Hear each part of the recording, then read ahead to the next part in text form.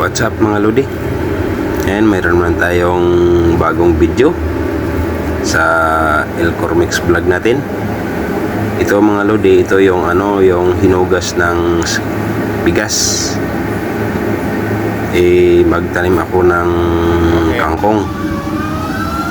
Kaya inipon ko yung niya. Hinugas, pas ito yung yung asukal. Wala kasi akong brown sugar, kaya ito yung brown candy ito mga lodi, pero asukal pa rin ito. Tutunawin ko ito, nilagyan ko ng suka yan, tapos yung asukal tutunawin ko yan mga lodi, para ihalo ko doon sa dito sa may hinugas na bigas. Yan, tutunawin ko lang kasi matagal matunaw, kasi yun brown candy, hindi yan yung asukal na maliliit siya. Ayan. Kaya gagawa ako ng yung kangkong na may sarili siyang tubig. Self-watering, ba yun? Plan kangkong. Yun, ganun yun mga lodi. Siyempre, ibang video naman to mga lodi. Sana subaybayan nyo natin to. Kasi kung tutubo ba yung binili ko na kangkong, siyempre dito ko siya ilagay sa galon. Puputulin ko yan, tapos diyan ko siya itanim. Tapos lagyan ko rin ng tubig para hindi na ako araw-araw magdilig. Yan, ito yung mga lodi. Yan. Bubutasan ko yung bunganga ng yung takip. Ilagyan ko yun ng ng tela, para dyan gagapang ang tubig, para kumbaga sa Bisaya pabilo. Kasi pag may ganyan, ang tubig yan, dyan siya dadaan, paakyat. Yan, dalawa yan mga lodi. Ginawa ko dalawa kasi ang binili ko na kangkong 50 pieces. Yung kangkong seeds. Yan, nilagyan ko lang ito ng ng harang, kasi parang kasi lulubog kasi pag pag walang kahoy na harang, kaya nilagyan ko ng stick. Dalawa yan mga lodi. Ayan.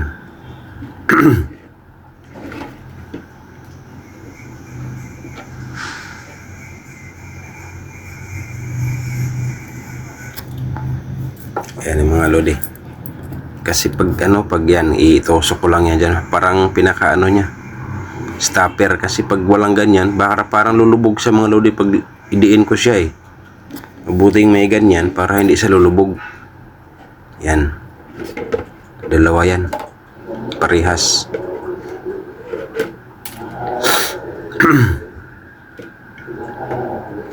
Medyo kulang pa sa butas. Ito naman yung mga lodi, yung binili ko na kukupit. Kukupit ito mga lodi. Kung gusto nyo bumili niyan mga lodi, sa comment section ko lang ilagay yung link, para kung gusto nyo bumili din yan, makakabili kayo. Pati yung pati yung kangkong na binili ko, ilagay ko rin doon yung link niya, para kung gusto nyo rin tanim tulad sa akin nga. Ito mga lodi, testing ko lang naman to.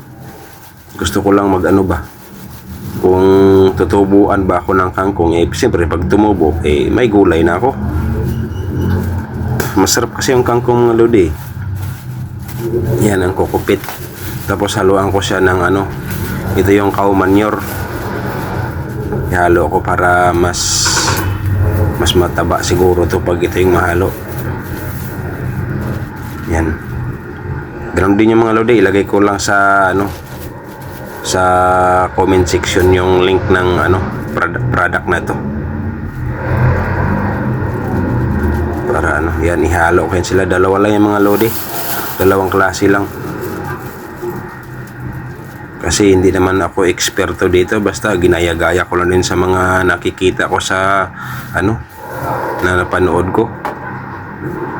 Yan, halo-haloin lang yan mga lodi.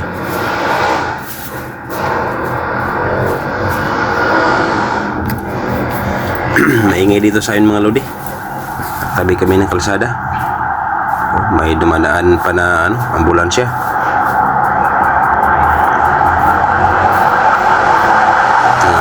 motor ang iingay. Malapit lang kami sa hospital mga lodi, kaya laging may ingay yung ambulansya.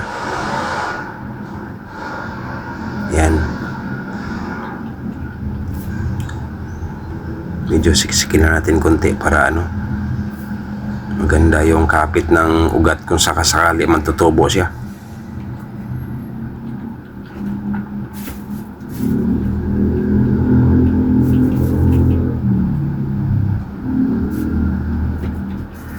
Tingnan natin kung ilang araw tutubo na yung buto nito.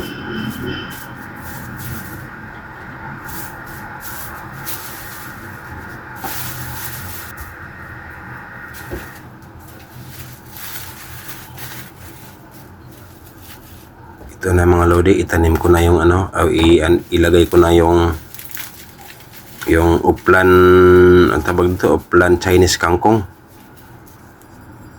Yan, ito yun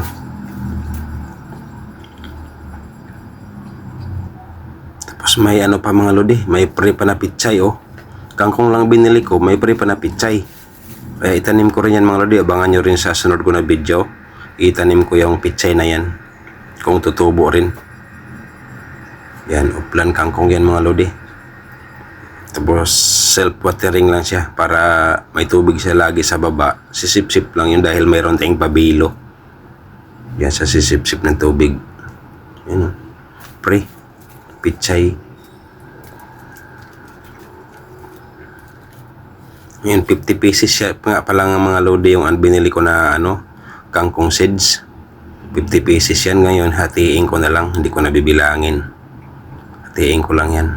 Para kasi dalawa lang yung taniman ko Tingnan natin kung ayos ba. Tapos kailangan mga lodi, sa alam ko dapat nakabaon siya ng ng 1 inch. Kaya takpan ko pa rin siya ng yung binili ko na lupa.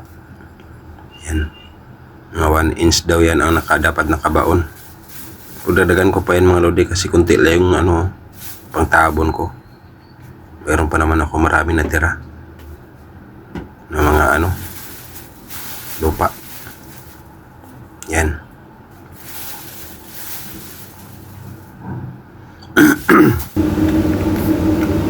Ito mga lodi, pala ako, nagbasag ako ng itlog, yung ng itlog.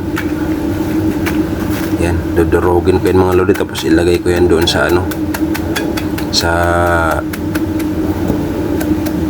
doon sa taniman ko. Ayan, kasi maganda rin naman daw yan, kaya sinubukan ko rin. Ayan. Yan. Nailagay ko yung dyan, yung ng itlog. Ang hirap kasi mga lodi pag walang may mag-video. Kaya isa-isang kamay lang pwede na yan. Tapos dito naman yung isa.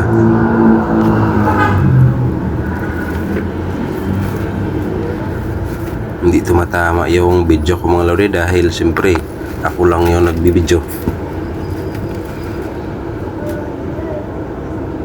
Ang hirap. Ayan diyan ko lang sa ibalagay mga lodi kasi kung wari siya mababad sa tubig, sipsipin dyan man siya paakyat kasi mayroong tayong pabilo, di ba?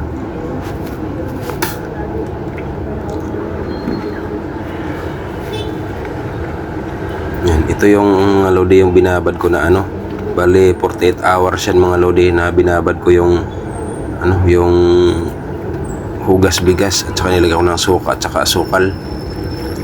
Yan. 48 hours na yan. Tingnan natin.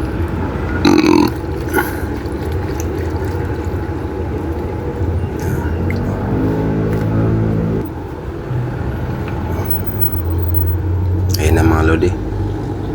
Ilagay ko na sa lagayan. Diyan ko na lang siya ilagay sa tabi. Yan. Tingnan natin kung tutubo ba siya. Abangan natin mga lodi. Thank you for watching. Salamat. Hanggang dito na lang. Abangan natin yung ilang araw kung tutubo na ba yung tinanim natin.